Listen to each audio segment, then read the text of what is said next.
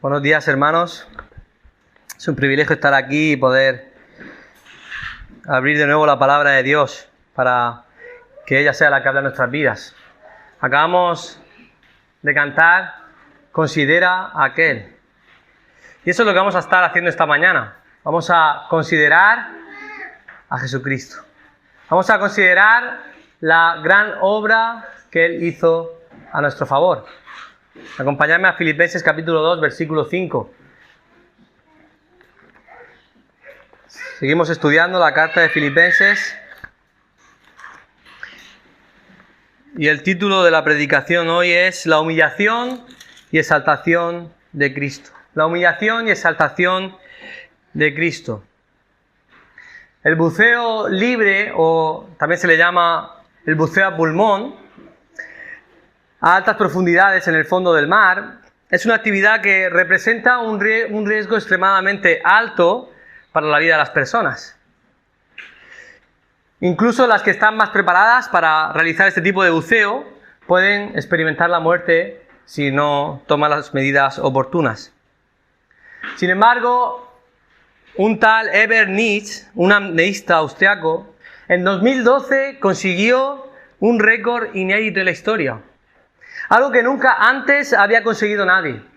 Fue capaz de descender hasta los 253 metros de profundidad en el mar Jónico, cerca de Grecia, y ascender sin ningún medio artificial que le aportara oxígeno. Y sin la ayuda de nada, excepto la de una cuerda. Lo hizo con el fin de batir el récord mundial de profundidad en alta mar en apnea. Sin duda que fue un hito histórico, salió en los periódicos, en televisión, pero 15 minutos después de salir del agua, este tal Nietzsche, después de establecer el récord, sufrió el síndrome de descompresión debido a la disminución de la presión atmosférica en su cuerpo. Y esto casi le cuesta la vida. Tuvo que ser llevado al hospital y estar ingresado y una larga rehabilitación. Y después de todo esto, pudo volver a practicar la apnea. El texto que vamos a estudiar en esta mañana nos presenta un hito histórico, algo que nadie ha podido conseguir jamás. Un momento único en la historia de la humanidad y en la eternidad. Una persona logró lo que nadie nunca jamás podría haber logrado. La segunda persona de la Trinidad, Jesucristo, nuestro Señor Jesús, se encarnó descendiendo hasta lo más profundo, hasta lo más vil y despreciable, hasta lo más bajo, murió de una forma despreciable para luego otra vez ascender de nuevo a la superficie. Pero lo hizo con un fin muy diferente al de este Herbert Nietzsche. Lo hizo con el fin de lograr nuestro rescate.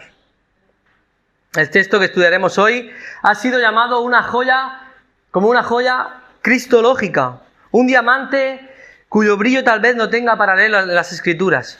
Algunos eruditos creen que este pasaje de Filipenses capítulo 2, versículo del 5 al 11, era un himno que los primeros cristianos cantaban recordando y conmemorando la obra de Cristo.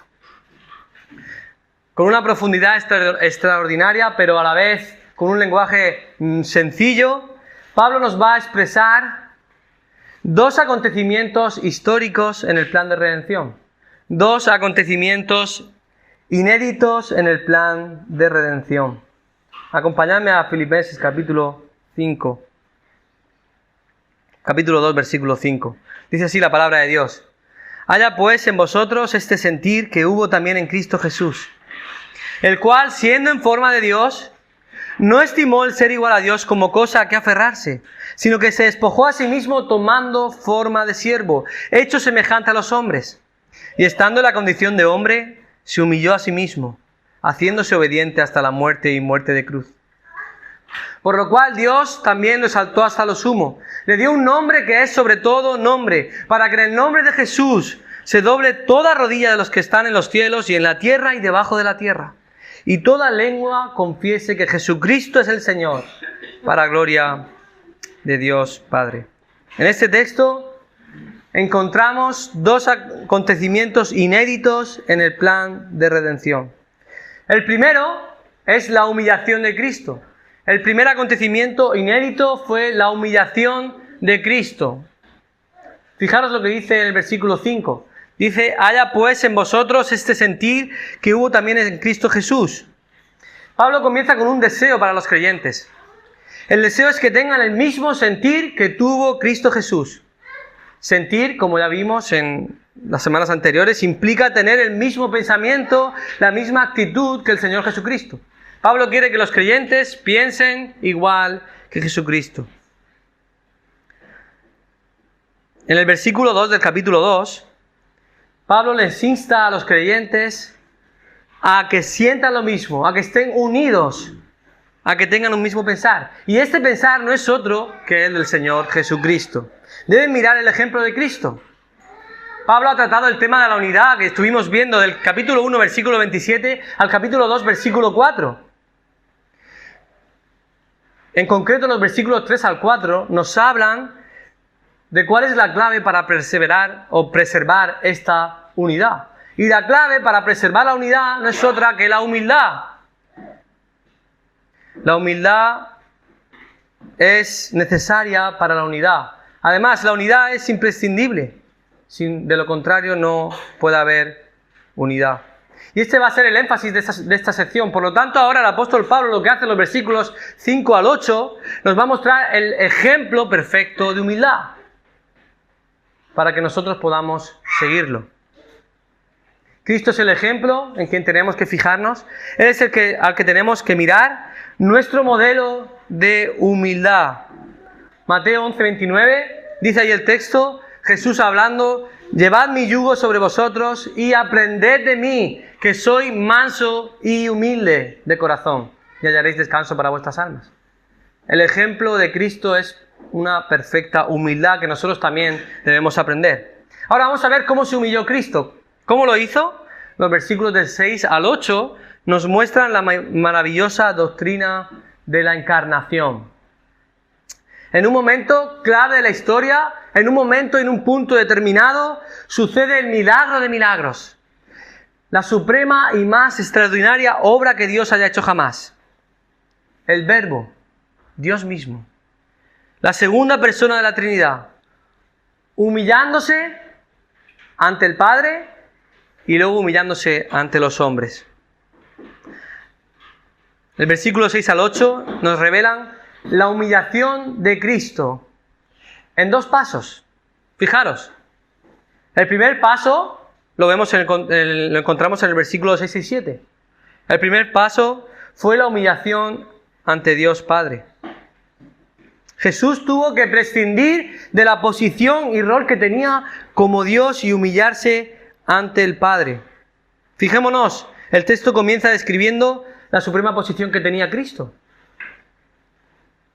Esa posición le venía porque Él era Dios y Él es Dios. Dice el versículo 6, el cual siendo en forma de Dios, no estimó el ser igual a Dios como cosa a que aferrarse. Siendo en forma de Dios, el verbo ser indica existencia, identidad, posesión. Jesús era en esencia, en identidad, poseía la divinidad. Jesús era Dios. El texto dice en forma de Dios. Y forma, en el griego y en el español también, se refiere a los rasgos y acciones externas que definen a la gente. Es decir, lo que se manifiesta externamente y define lo que se es en el interior. Por ejemplo, ¿por qué sabemos nosotros que somos seres humanos? Porque externamente manifestamos que lo somos. Por ejemplo, nosotros tenemos unos rasgos, tenemos cabeza, tronco, extremidades, ojos, manos, y todo esto define lo que somos. Si tú ves a una gente que tiene estas características, podrás identificar que es un ser humano. También se demuestra que somos seres humanos en las acciones que hacemos, en cómo nos comportamos, en nuestros actos, en nuestros movimientos, en el uso complejo del lenguaje, en nuestro cerebro. Todo demuestra externamente que internamente somos seres humanos. Y esto es lo que quiere decir en forma de Dios. Jesús externamente mostraba ser Dios y por lo tanto internamente lo era. Jesús tenía las características y rasgos externos propios de lo que realmente era Dios. Él existía en forma de Dios, con las características exactas e iguales que Dios, y por lo tanto es Dios. Jesús no es algo semejante a Dios, no es una copia, o no es un Dios más pequeño, siempre ha sido el mismo Dios. La segunda persona de la Trinidad, Jesucristo, posee la naturaleza divina. Él es Dios. Y esto implica que es coigual e igual al Padre. Son iguales en todo. No hay nadie por encima ni por debajo. Jesús es igual al Padre. Jesucristo es Dios. Y también el Espíritu Santo. Todos poseen la misma voluntad. Ninguno está por encima ni por debajo del otro en autoridad ni en poder. La palabra de Dios nos muestra en Hebreos 1:3 que Jesucristo es el resplandor de su gloria, la imagen misma de su sustancia, es decir, cosustancial, de la misma sustancia, y coigual, es decir, la misma autoridad y poder, el reflejo mismo del Padre. Cristo era, es y será siempre Dios. Sin embargo, lo que vemos en este texto es que su existencia como deidad, el hecho de ser Dios, su autoridad, su coexistencia y coigualdad con el Padre, no fue un impedimento para humillarse. Fijaros lo que dice el texto. No estimó el ser igual a Dios como cosa que aferrarse.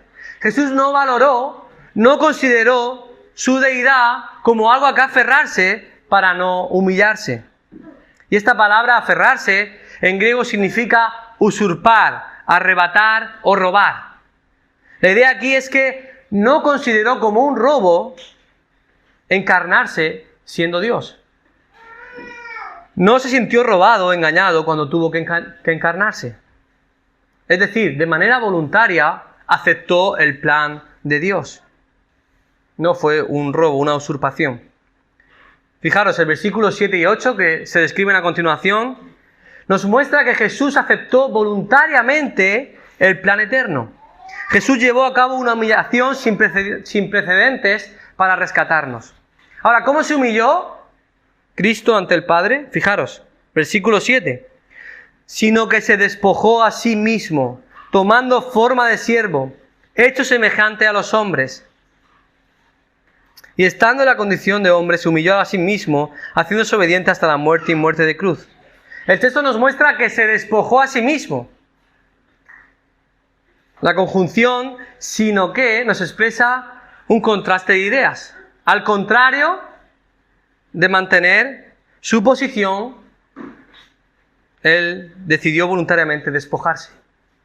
Despojarse en griego es keno, de lo que luego se deriva una teoría que se llama como kenosis. Keno literalmente es vaciar. Cristo se vació a sí mismo. Y esto de nuevo reafirma que fue un acto voluntario, lo hizo a sí mismo. No hubo ningún agente externo ni nada que lo realizara, sino que fue una humillación propia de él mismo. Ahora, ¿de qué se despojó? ¿De qué se vació Cristo? Es clave entender el lenguaje de Pablo aquí. Pablo no está afirmando que Cristo se vació de su divinidad, ni mucho menos. Pablo no está afirmando que Cristo dejó de ser Dios cuando descendió a la tierra. Fijaros, el lenguaje es muy importante. Los gerundios del versículo 7, es decir, tomando forma de siervo y haciéndose obediente hasta la muerte y muerte de cruz, haciéndose semejante a los hombres, en este caso primero, determinan el significado del despojarse. ¿Cómo se despojó entonces? De dos maneras.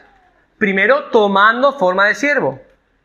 Antes de adquirir la naturaleza humana, Cristo asumió el rol de siervo. Eso fue lo primero que hizo. Fijaros el orden. Antes de hacerse humano, primero se hizo siervo. Tomando es un verbo que en el original implica una asunción, asumir algo. Jesucristo se despojó no quitando nada de su deidad, sino añadiendo a su deidad. ¿Qué añadió? La forma de siervo. Fijaros, Jesucristo no se despojó de ninguno de sus atributos, Jesucristo no dejó de ser Dios, no estuvo por un tiempo sin ser Dios, sino que añadió a su naturaleza divina la forma de siervo, es decir, el rol de siervo. La palabra siervo literalmente significa esclavo. Y entendemos la palabra esclavo en el contexto en el que se escribe, en el contexto del primer siglo. Un esclavo debía permanecer en completa sumisión a su amo. Nada podía hacer sin su consentimiento ni su aprobación. Esto quiere decir que Jesucristo, al humillarse, al despojarse, al vaciarse, añadió el rol de siervo. Es decir, se sometió completamente y voluntariamente a la voluntad del Padre. Esta fue la primera humillación. Él era igual al Padre, pero se humilló al someterse perfectamente a la voluntad de su Padre, cuando antes tenía la misma autoridad. Por primera vez, en toda la eternidad, Dios Hijo se somete a Dios Padre. Jesús se despojó al someterse voluntariamente. Es decir, Jesús nunca iba a decir ni hacer nada que no estuviera bajo la voluntad de su Padre aquí en la tierra. Nunca antes esto había ocurrido. Y esto lo observamos en las enseñanzas de Jesús. Cuando Jesús estaba aquí en la tierra lo afirmó. Él dijo: no puedo yo hacer nada por mí mismo. Según oigo, así juzgo. Y mi juicio es justo, porque no busco mi voluntad, sino la voluntad del que me envió, la del Padre. Juan 6:38 nos dice: he descendido del cielo no para hacer mi voluntad, sino la voluntad del que me envió. Jesús, al adquirir el rol de siervo, se sometió completamente al Padre. Esa fue la primera humillación. Y esto tuvo implicaciones tremendas en la persona de Jesucristo. Adquirir ese rol de siervo hizo que limitara el ejercicio voluntario de sus prerrogativas divinas. ¿Qué es esto? Él voluntariamente limitó el uso de los derechos y privilegios que tenía como Dios. Es decir, Jesús limitó sus prerrogativas, sus privilegios, sus derechos. Algunos de esos derechos fueron su gloria. La limitó, no la perdió. Cuando estaba en Getsemaní, allí dijo en Juan 17: devuélveme la gloria que tenía contigo. Es decir, cuando él volviera al Padre, tendría otra vez esa gloria. Pero esa gloria fue limitada, no fue quitada. También vio limitado algunos de sus atributos. Por ejemplo, de la omnipresencia. Jesucristo no podía estar, por medio de la naturaleza humana y por medio del rol de siervo, no podía estar en diferentes lugares a la vez. Además, limitó la relación única que tenía con el Padre, la relación íntima y coigual que tenía con el Padre. Cristo se humilló ante el Padre al desechar su posición de autoridad y asumir el rol de siervo y someterse al Padre. En segundo lugar, la segunda forma, o el segundo paso que Jesús tomó para despojarse a sí mismo fue haciéndose semejante a los hombres. La Reina Valera ahí traduce hecho semejante a los hombres. Pero si vamos al griego, es el mismo verbo en gerundio otra vez. Haciéndose semejante a los hombres. La Biblia de las Américas lo traduce más exacto. Haciéndose semejante a los hombres. Cristo se despojó, ¿cómo? Añadiendo su naturaleza humana. Haciéndose humano. El texto indica que se hizo semejante a los hombres. Y esto no quiere decir que Jesús parecía un hombre pero no lo era, sino que Él era plenamente humano. Era un humano real, como tú y como yo, de carne y hueso. De hecho, las personas no lo reconocían como Dios. ¿Qué le dijeron los fariseos? Tú, siendo hombre, te haces Dios. ¿Por qué? Porque las personas lo veían como un hombre, porque así lo era. Jesús era plenamente hombre en todos los sentidos. Sin embargo, era semejante a los hombres en el sentido de que no era igual. ¿Por qué? Por dos razones no era igual exactamente a los hombres. Primero, porque Él poseía la naturaleza divina, cosa que nosotros no tenemos. Jesús tenía la naturaleza divina y la naturaleza humana. Nosotros solo tenemos la naturaleza humana. Además, Jesús tenía la naturaleza humana, pero es muy importante esto, no tenía la naturaleza pecaminosa. Jesús no nació en pecado. Jesús no era esclavo del pecado. Los hombres sí lo somos. Fijaros, Pablo en Romanos 8, versículo 3, es muy claro en esto y lo explica muy bien, en un lenguaje muy preciso. Dice allí que Dios envió a su Hijo en semejanza de carne de pecado. En semejanza de carne de pecado.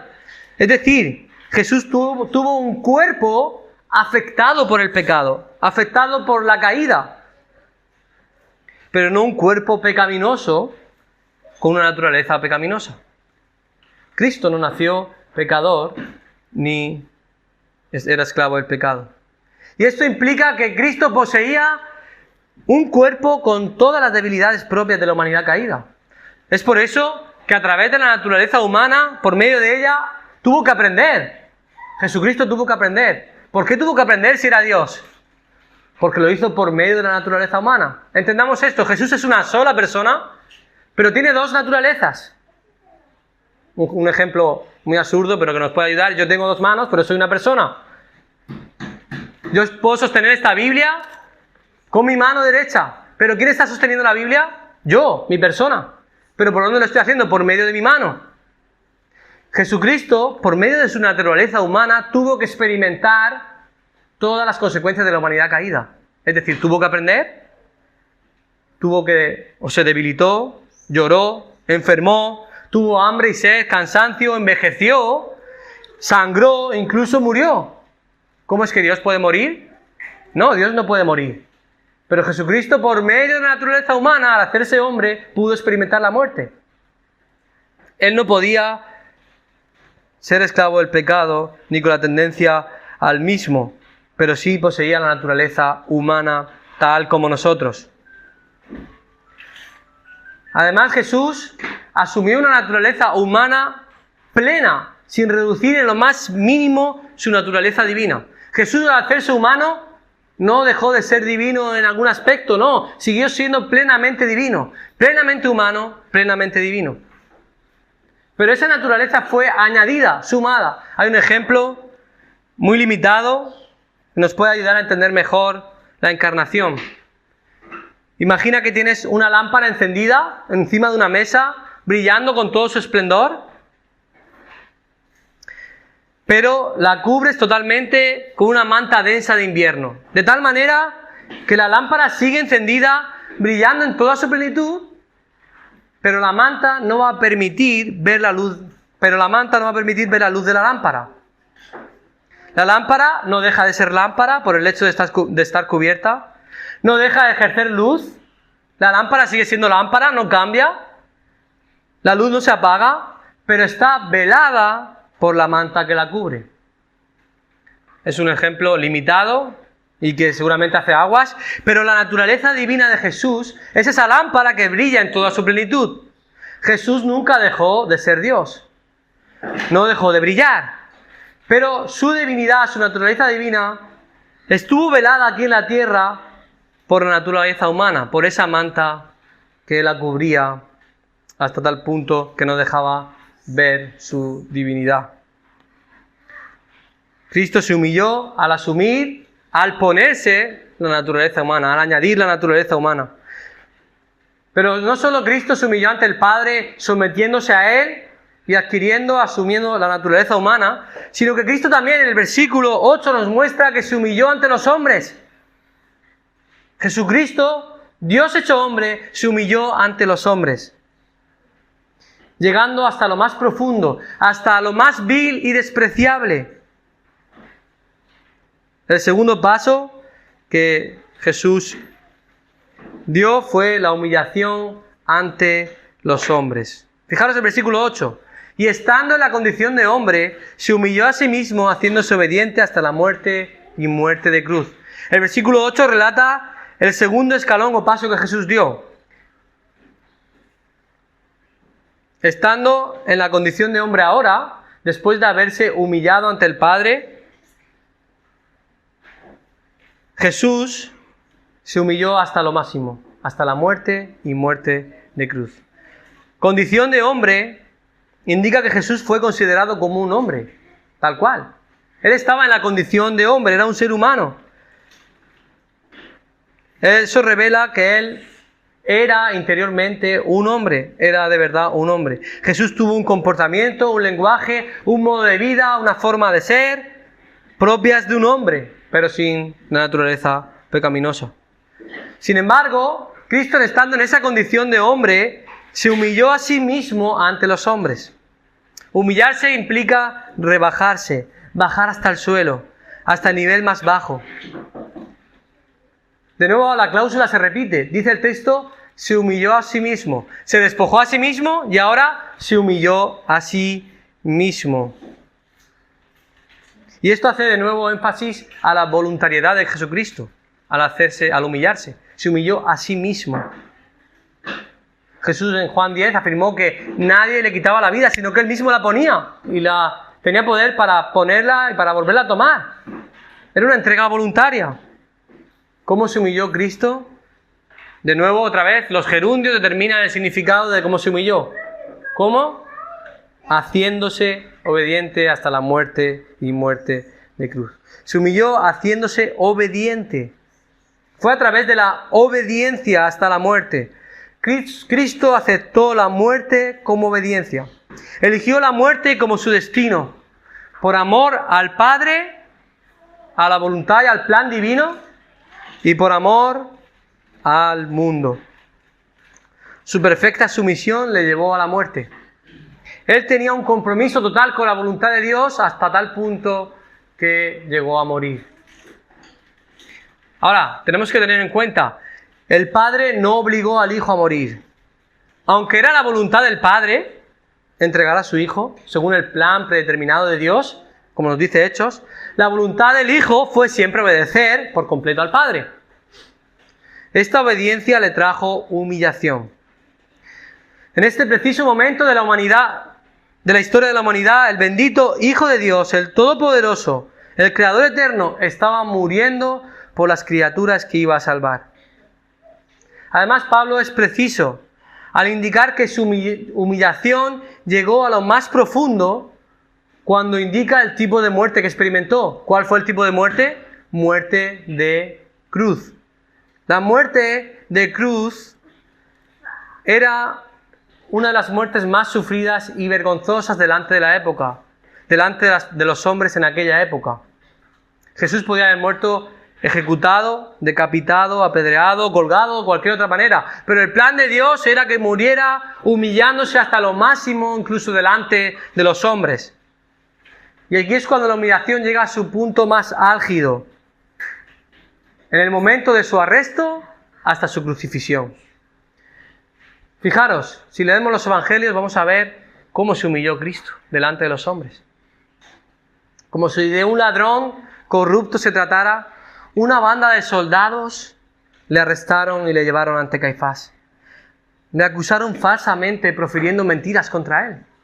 Poneros en su piel. ¿Os sentiríais humillados cuando dicen mentiras sobre vosotros? Cuando os arrestan injustamente. Movidos por el odio y la envidia, les juzgaron injustamente. Le escupieron como si de escoria se tratara. Fue golpeado como si fuera un animal. Fue humillado por los soldados. Después Pilato hizo caso al pueblo y lo entregó a morir. Fue azotado por los romanos con látigos. Y estos látigos no eran cualquier cosa. Tenían puntas de metal y huesos. Y le causaban heridas profundas y dolorosas en su cuerpo. Para colmo de su humillación, le pusieron una corona de espinas. Esta corona de espinas y el vestido de púrpura simbolizaba la realeza.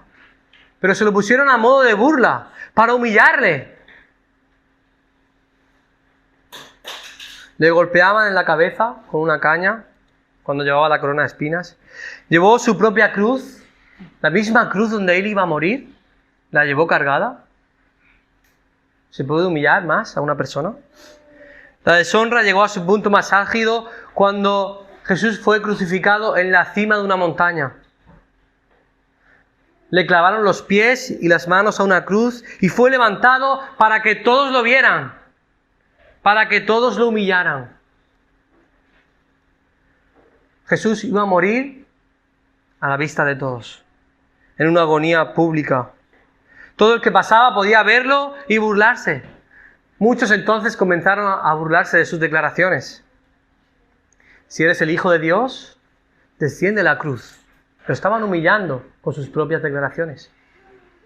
Tú que derribas el templo y lo levantas en 3 días, ¿no eres capaz de bajar de esa cruz? Anda, desciende, si tanto poder tienes. ¿No eres el Hijo de Dios? Desciende. Le pusieron un cartel arriba, a modo de burla. Este es Jesús, el Rey de los judíos.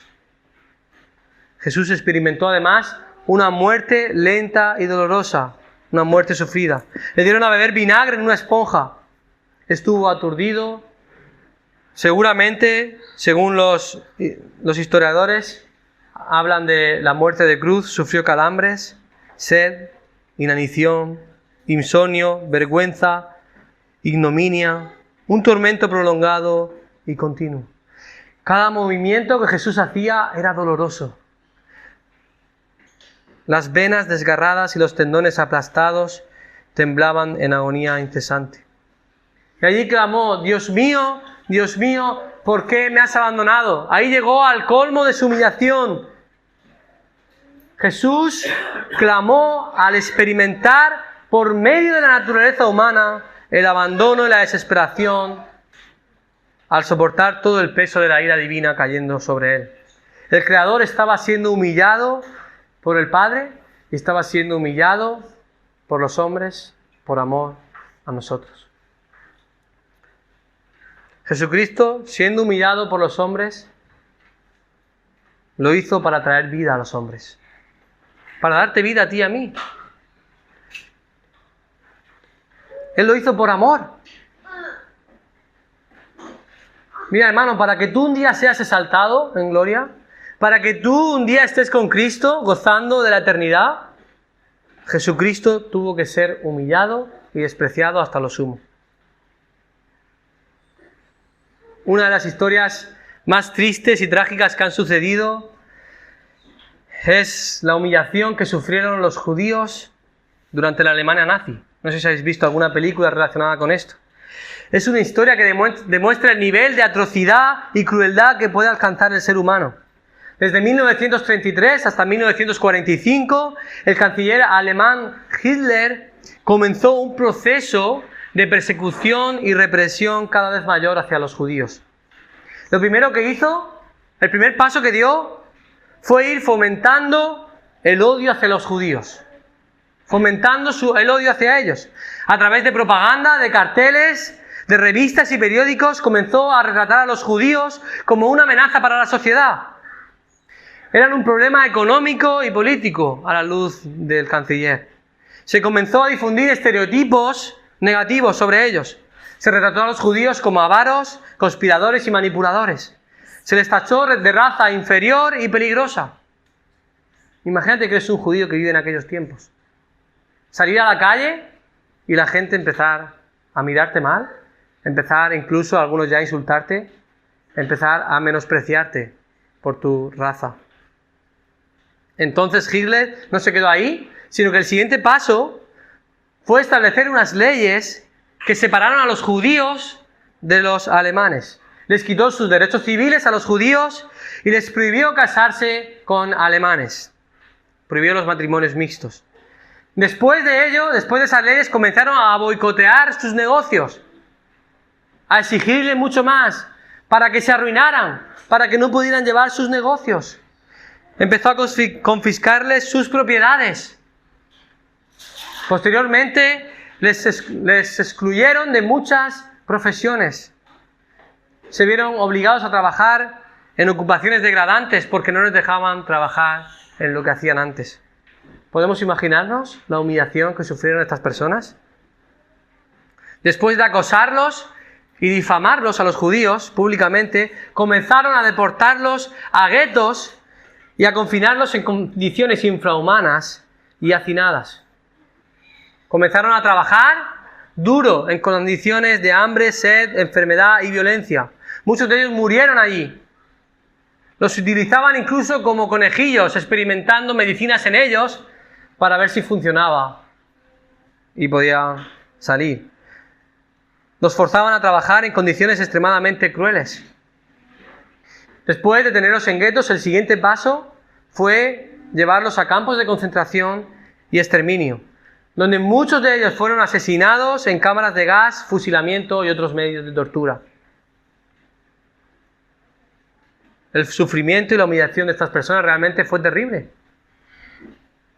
Y esta historia es trágica, nos puede conmover, nos puede hacer pensar en lo que tuvieron que sufrir estas personas.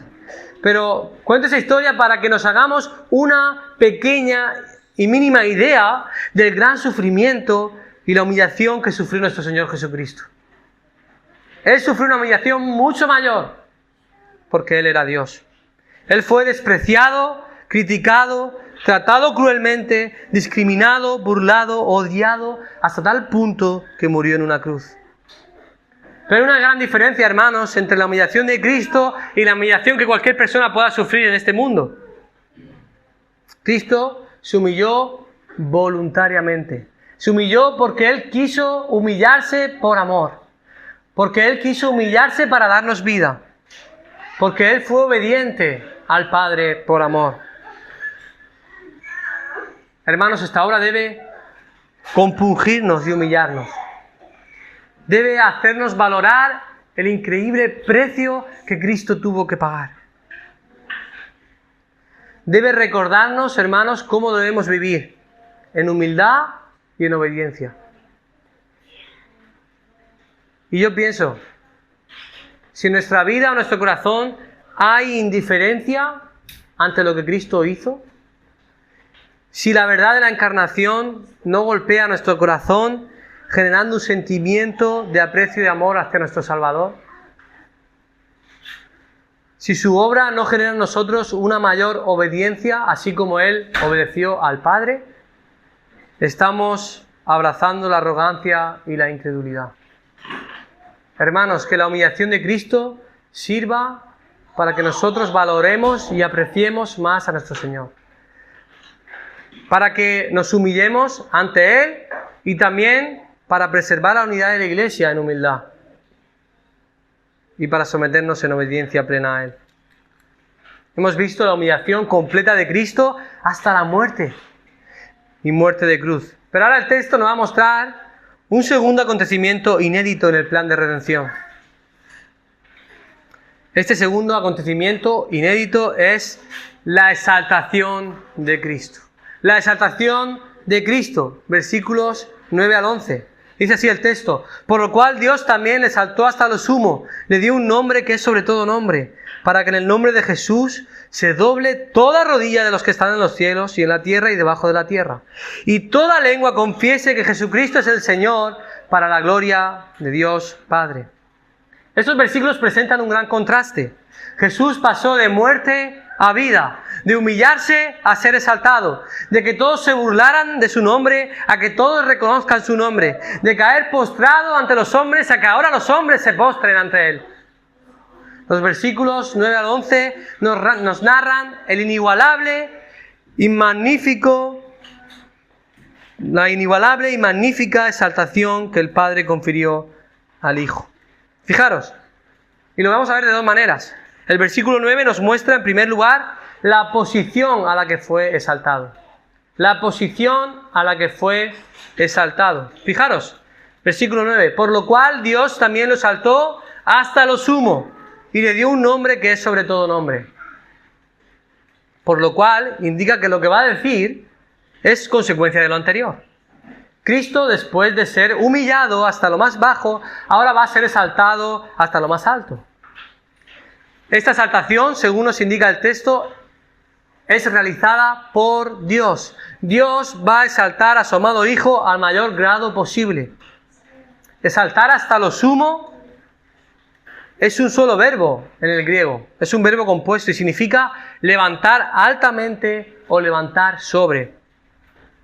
Romanos 8:34, Primera de Pedro 3:22, Hebreos 1:3 del 8 y 8:1, Hebreos 10:12 y 12:2 nos muestran la posición a la que Jesús fue exaltado.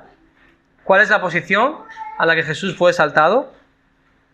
Hebreos 1:3 nos afirma que Jesús, habiendo efectuado la purificación de nuestros pecados por medio de sí mismo, se sentó a la diestra de la majestad en las alturas. Hebreos 12:2 dice que Jesús, por el gozo puesto delante de él, soportó la cruz, menospreciando lo oprobio, y se sentó a la diestra del trono de Dios. Romanos 8:34 nos afirma que Cristo es el que murió, más aún el que también resucitó, y ¿qué más? Y que está a la diestra de Dios.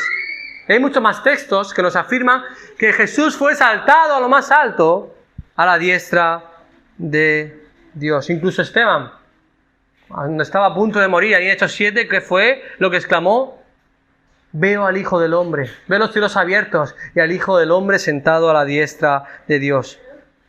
El lugar que le corresponde a Jesús exaltado es la diestra del trono de Dios. Y eso indica una posición de autoridad sobre todo lo demás, sobre todo el universo, excepto sobre Dios, según nos indica 1 Corintios 15. Ahora Cristo vuelve a tener la misma autoridad que Dios. Efesios 1:20 nos habla de que Cristo fue exaltado para tener toda autoridad, en un lugar de toda autoridad. Dice: la fuerza de Dios operó en Cristo, resucitándole de los muertos y sentándole a su diestra en los lugares celestiales, sobre todo principado y autoridad y poder y señorío, y sobre todo nombre que se nombra, no solo en este siglo, sino también en el venidero. El lugar y posición de Cristo es sobre todo poder, sobre todo señorío, sobre todo lo creado.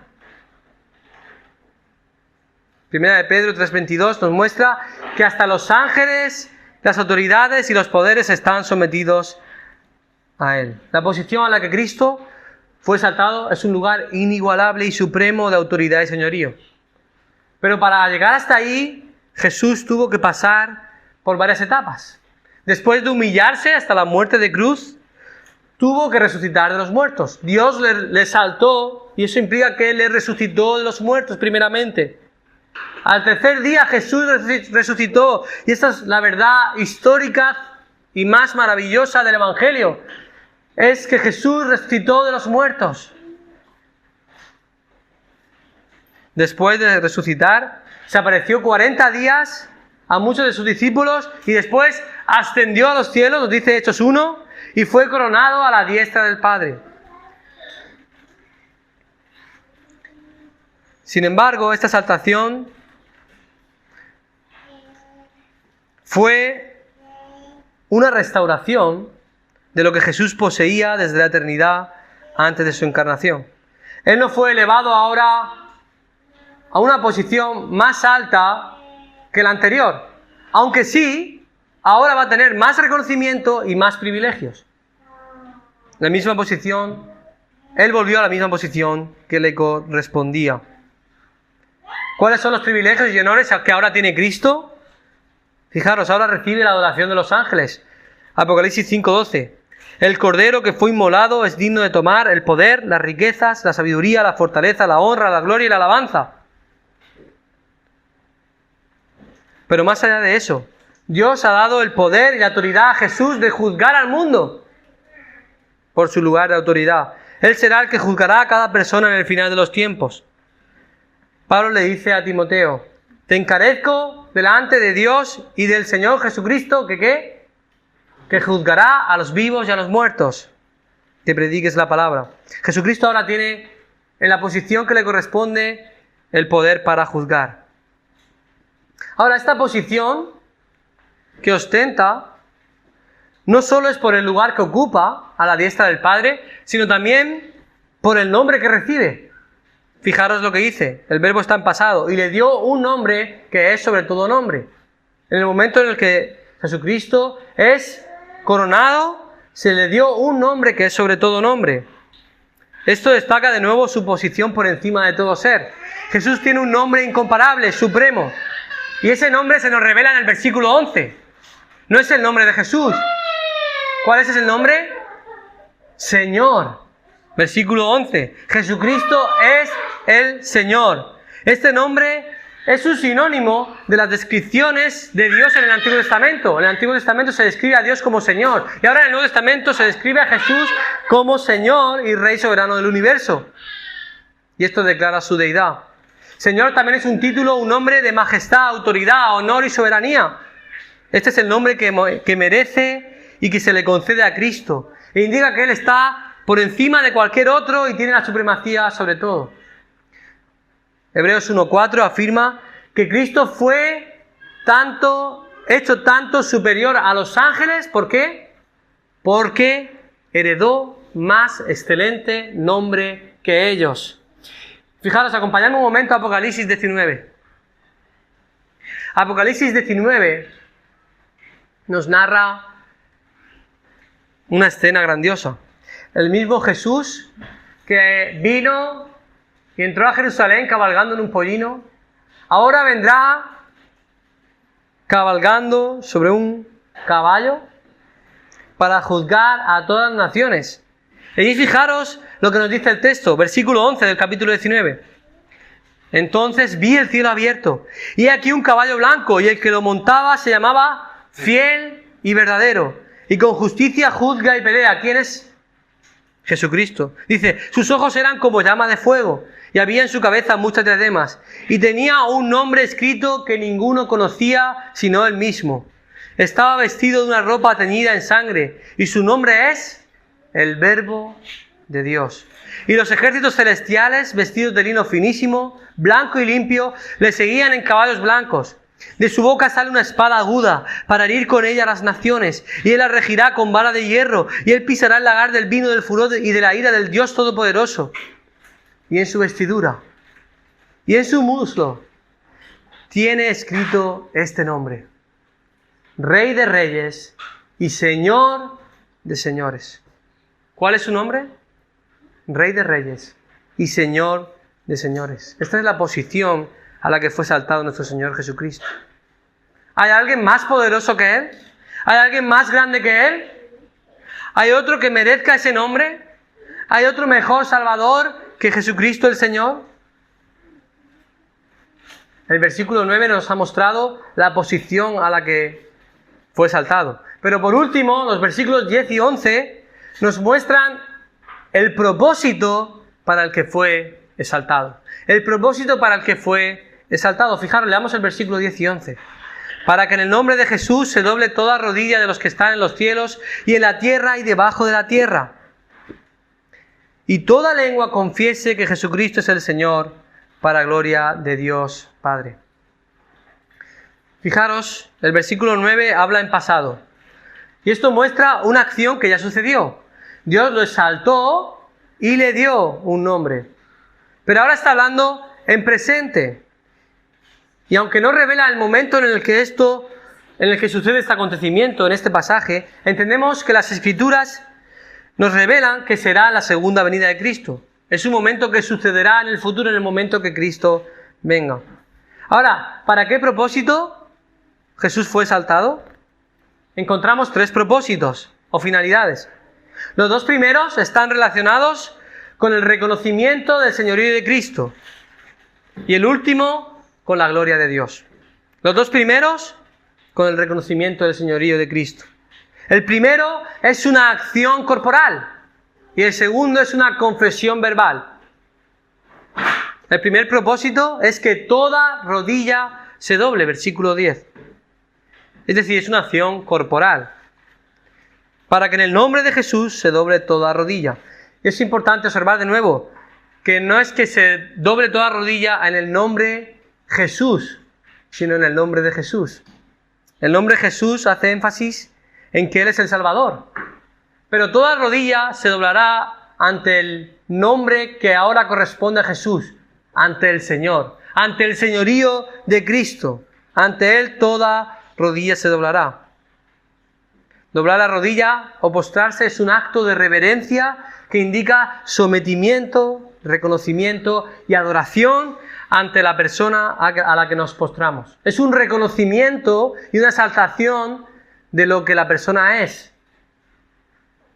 Que toda rodilla se doble indica que reconocerá que Jesucristo es el Señor. Además, indica que toda rodilla se doblará. Es decir, toda la creación se postrará ante el Creador, ante el Señor de señores. Y aquí se nos describe quiénes son las personas o quién se doblará ante el Señor. Fijaros, ¿quién? Los que están en los cielos, primeramente. Todos los millones y millones de ángeles.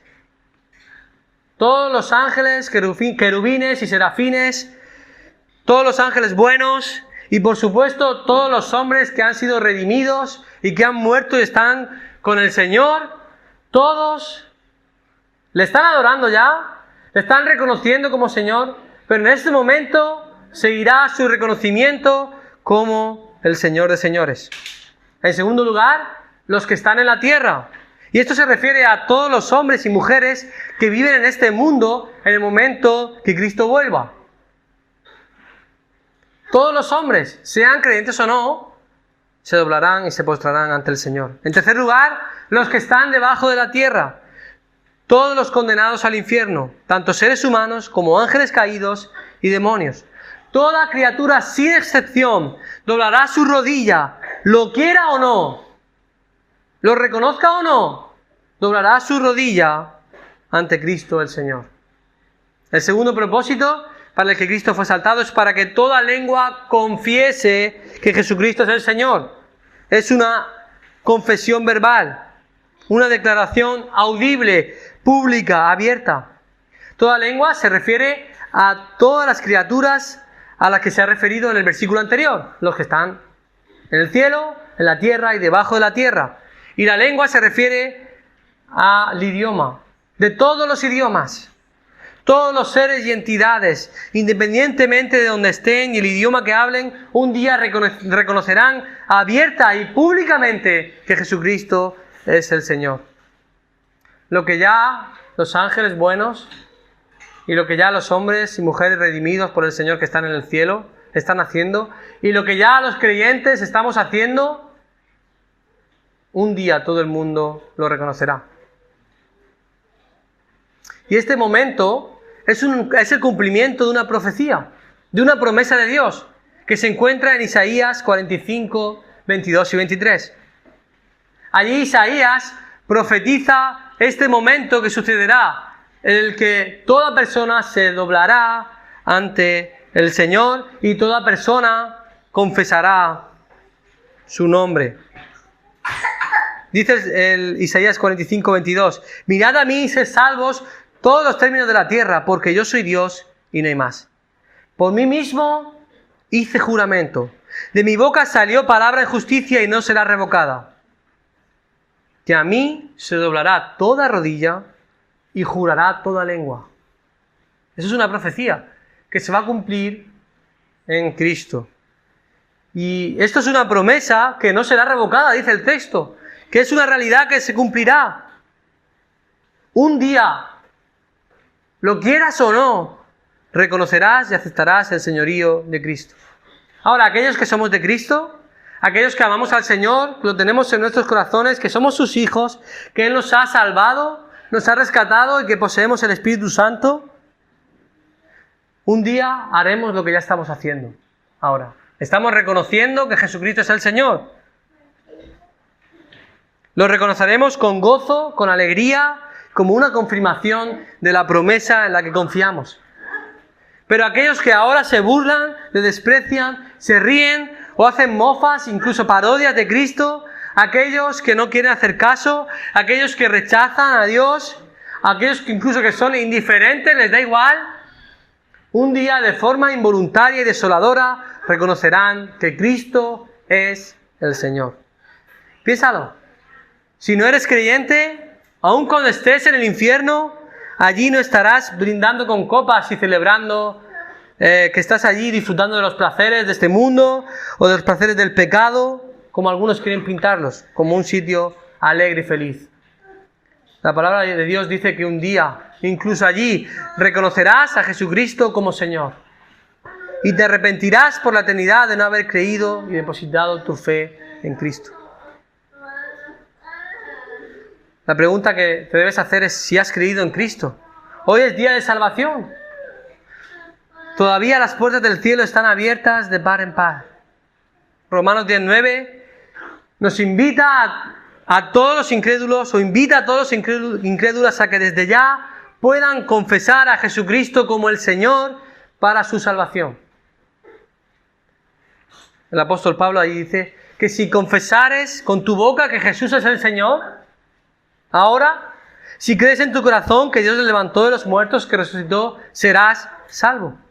Si tú crees esto ahora, si tú reconoces desde ya a Jesucristo como Señor, entonces simplemente en aquel momento será una continuación del reconocimiento para su gloria y para estar en la eternidad con Cristo. Si no, será un reconocimiento involuntario, pero un reconocimiento para tu condenación. No desprecies, no subestimes, no te rías. Confiesa que Jesucristo es Señor. En último lugar, el tercer propósito para el que Cristo fue exaltado es para la gloria de Dios. Y esto nos recuerda que todo el plan de redención es para la gloria de Dios. El fin último y principal de la salvación no es el hombre. No somos nosotros los más importantes. Nosotros somos parte del plan de salvación. Pero el fin y último propósito es la gloria de Dios. Que todo sea para la gloria de Dios, incluso la muerte y la exaltación de Cristo.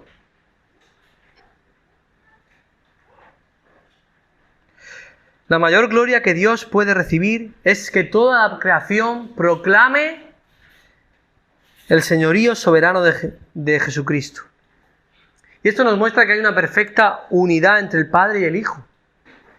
Que Cristo sea reconocido como Señor, que sea adorado por todas las criaturas, no provoca celos en el Padre, sino al contrario, muestra el amor perfecto al redundar para su gloria. Hay una conexión, una intimidad y una unión perfecta entre el Padre y el Hijo. La mayor dicha del Padre y del Hijo es glorificarse mutuamente. Que Cristo reciba la gloria y el reconocimiento y el honor redunda para que Dios también la reciba, demostrando esa relación intratrinitaria. Juan 17, 1 y versículos 4 y 5 también, dice allí Jesús: Padre, la hora ha llegado, glorifica a tu Hijo, para que también tu Hijo te glorifique a ti. Yo te he glorificado en la tierra, y ha acabado la hora que tú me diste que hiciese. Ahora pues, Padre, glorifícame tú al lado tuyo, con aquella gloria que tuve contigo antes que el mundo fuese. Y Juan 13 es más claro aún: ahora es glorificado el Hijo del Hombre, y Dios es glorificado en él. Si Dios es glorificado en él, Dios también le glorificará en sí mismo y enseguida le glorificará. Y Juan 5, 23. Cualquiera que honra al Hijo, honra al Padre. Y todo el que deshonra al Hijo, deshonra al Padre. Somos llamados a adorar a Jesús como Dios. Somos llamados a darle la gloria a Jesús, porque por medio de darle la gloria a Jesús, estamos dándole la gloria también a Dios. Somos llamados a darle la gloria a Dios, porque al darle la gloria a Dios estamos dando gloria a Jesucristo. Tenemos que reconocer, hermanos, el propósito último de nuestra salvación. Y este no somos nosotros. Nosotros somos privilegiados a formar parte de su plan. Dios no es el privilegiado en que nosotros lo formemos. Pero el fin último es Dios y su gloria. Que Dios sea glorificado. Y en eso nos debemos regocijar y alegrar. Y que sea un motivo para adorarle. Y en todas las áreas de nuestra vida, que todo lo hagamos para la gloria de Dios, porque el fin último es su gloria. Sin duda que a lo largo de la historia de la humanidad ha habido numerosas personas, hombres y mujeres, que debido a lo que hicieron han sido reconocidos, laureados y premiados a nivel mundial por todo el mundo. Y un caso es el caso de Nelson Mandela. No sé si sabéis de su historia, pero este es un líder sudafricano y es una figura emblemática en la lucha contra lo que se conoce el apartheid. Y este apartheid es un sistema de segregación, tal como hacía Hitler, en el que se separaba a las personas de color blanco de las personas de color negro. A las personas de color blanco se les daban unos privilegios que no se les daban a las personas de color negro. Las personas de piel negra estaban sometidas al poder de los de piel blanca. No tenían derecho al voto, ni siquiera podían establecer matrimonios mestizos. Nelson Mandela abogó por la resistencia y manifestación pacífica en contra de esta segregación. Pero por causa de esto comenzó a sufrir violencia y oposición por causa de las personas de piel blanca.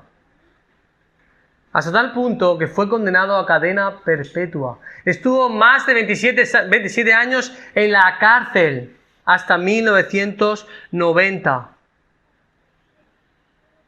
Él estuvo sufriendo injustamente.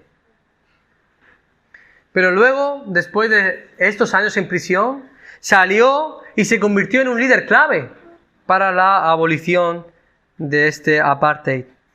En 1994 se convirtió en el primer presidente negro de Sudáfrica y trabajó para reconciliar las diferentes comunidades raciales.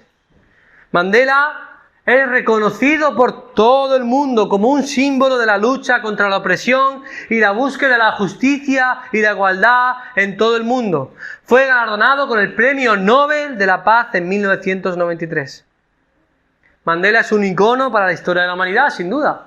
Y hay que reconocer a estas personas que hicieron una labor encomiable para conseguir la justicia y la igualdad. Un gran ser humano con un gran corazón y amor por la justicia, sin duda, que estuvo dispuesto a morir en la cárcel por la causa de la igualdad racial. Y hermanos, salvando mucho las diferencias, muchísimo. Jesucristo, el Dios hecho hombre, se humilló hasta lo sumo, murió de la peor muerte posible, siendo despreciado, humillado y vilipendiado. Pero Cristo resucitó y ha sido exaltado hasta lo más alto. Y se le ha dado un nombre mucho más grande y excelso que cualquier ser humano que ha pisado la tierra.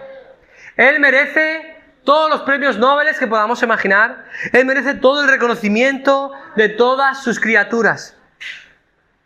Sin embargo, para sorpresa, muchos hoy no le reconocen como Señor. No le reconocen la obra que Él hizo. Otros muchos le reconocemos. Reconocemos sus méritos, su obra. Le damos gracias, le adoramos. Pero todavía hoy siguen muchos burlándose de Jesucristo. Lo ignoran y en su incredulidad lo rechazan. Pero hermanos, tenemos que tener claro esto. Un día todos reconoceremos que Jesucristo es el Señor para la gloria de Dios. La pregunta es, ¿reconoces tú a Jesús ahora? ¿Reconoces tú a Jesús desde ya? ¿Has confesado a Jesucristo como tu Señor y Salvador? ¿Has recibido el perdón de tus pecados y la vida eterna? Vamos a orar. Señor, gracias por tu palabra en esta mañana. Y es un texto precioso, a la vez que complejo, porque nuestras mentes finitas no logran entender del todo cómo el Dios perfecto, el Dios de Dios, verdadero de verdadero, se hizo hombre en la persona de Jesucristo, adquirió nuestra humanidad, se humilló hasta la muerte de cruz, pagando por nuestros pecados. Nuestra mente limitada no puede entender cuán alto precio tú tuviste que pagar para salvarnos. Pero, Señor, te reconocemos, hemos reconocido nuestro pecado, hemos confesado que tú eres nuestro Señor, te hemos recibido en nuestras vidas a través del arrepentimiento y la fe, y reconocemos que tú eres Señor, y que un día toda lengua te confesará, todos reconocerán que tú eres el Señor de señores y el Rey de reyes, para tu gloria, Señor. Y un grupo de tus hijos desde ya queremos reconocerlo, queremos apreciar tu obra, queremos valorar todo lo que tú hiciste por nosotros, tus méritos, todo lo que tú lograste en la cruz, ocupando nuestro lugar, ocupando el lugar que nosotros merecíamos ocupar. Señor, gracias, Padre, por tu obra. Gracias porque ahora somos declarados justos, Señor. Queremos adorarte con nuestras palabras, con nuestras acciones, con nuestra vida y reconocer que tú eres Señor. Para tu gloria te lo pedimos. También oramos, Señor, que en el nombre de Jesús salves a aquellas personas, Señor, que todavía no te conocen. Queremos ver a un pueblo, a una región, Señor, que confiesa tu nombre, que te confiesa para salvación y no ver en un futuro como muchos te confiesan para condenación. Señor, queremos ver que tú obras. Utilízanos, Señor, allí donde estamos para transmitir tu precioso y glorioso evangelio de amor hacia nosotros, a todos aquellos que lo necesitan. Danos oportunidades, danos valor, valentía para predicar tu evangelio. Pues gracias te damos Gracias por este momento que podemos compartir y meditar en tu palabra. En el nombre de Jesús. Amén.